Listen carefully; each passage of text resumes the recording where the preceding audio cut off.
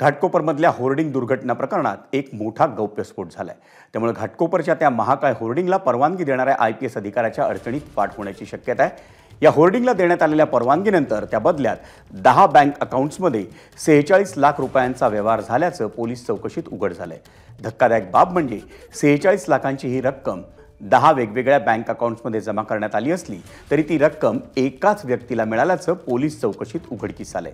ती रक्कम अरशद खान नावाच्या व्यक्तीने घेतली असून मुंबई रेल्वे आयुक्त कैसर खालिद यांच्या पत्नीच्या गारमेंट कंपनीत ते संचालक पदावर आहेत। कैसर खालिद यांच्या पत्नी सुमन्ना खालिद यांच्या महापरा गारमेंट कंपनीत अरशद खान हे संचालक आहेत। त्यांच्यासोबतच्या 46 लाखांच्या व्यवहारांची पोलीस चौकशी करतायत। या प्रकरणात खालिद यांच्या चौकशीचीही आता शक्यता आहे।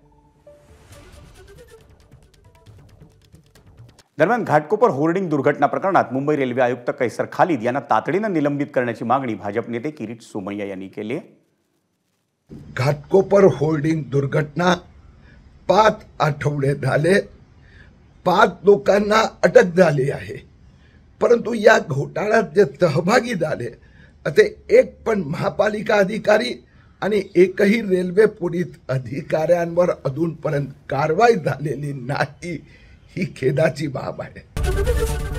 ABP माझा, उघडा डोळे बघा नीट।